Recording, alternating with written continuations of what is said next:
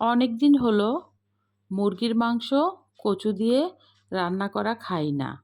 হঠাৎ মনে হলো আজ কচু দিয়ে মুরগির মাংস রান্না করতে হবে। ফ্রিজের কাছে যেতেই মনে পড়লো ফ্রিজে তো কচু ফ্রোজিং করা আছে, তো সাথে সাথেই খুলে নিলাম। অনেক কিছুই আমার ফ্রিজে ফ্রোজিং করা থাকে। তো বাবার বাড়ি থেকে পাঠানো মানকচু ভাপানো ছিল, তো ভাবলাম তাহলে বের করি। তো বের করে রান্না করতে চলে গেলাম। Welcome back to this channel Lima's journey. তো বন্ধুরা সবাই কেমন আছেন? নিশ্চয়ই অনেক ভালো আছেন। আর হ্যাঁ, যারা এই ভিডিওটি দেখতে শুরু করেছেন সবাই ভিডিওটি না টেনে শেষ পর্যন্ত দেখতে থাকুন। আশা রাখি মানকচু দিয়ে মুরগি রান্না খুব সহজ উপায়ে অনেক ভালো লাগবে, অনেক মজাদার। সাথে কিন্তু কুমড়ো বড়িও ছিল। তো চলুন দেখি কিভাবে মানকচু দিয়ে মুরগি রান্না ও কুমড়ো বড়ি দিয়ে এত মজাদার এত টেস্টি মুরগি রান্না করলাম।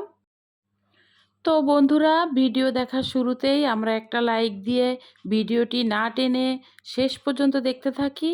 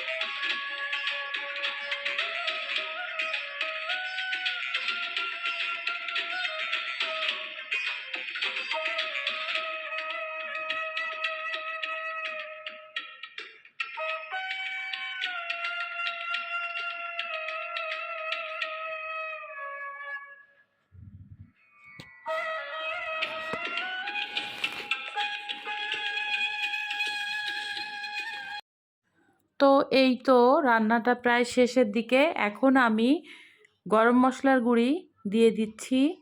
তো দেখতেই পাচ্ছেন কেমন হয়েছে রান্নাটা, অবশ্যই কমেন্টস করে জানাবেন।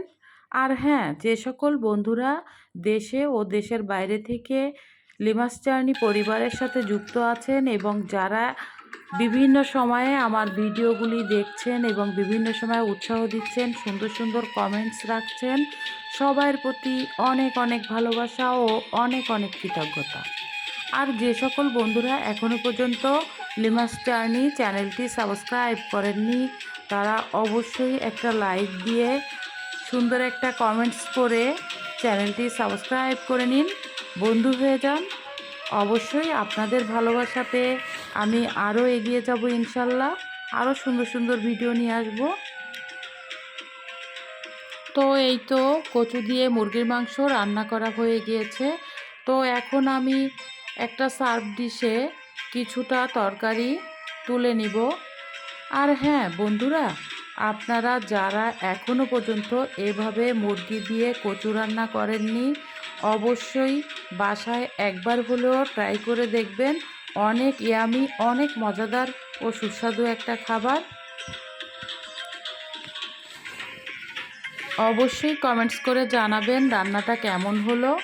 খেতে কিন্তু অনেক স্বাদ। তো দেখেন কেমন হয়েছে রান্নাটা বন্ধুরা, দেখতেই পাচ্ছেন কচু দিয়ে মুরগির মাংস কতটা ইয়ামি হয়েছে, কতটা মজাদার হয়েছে।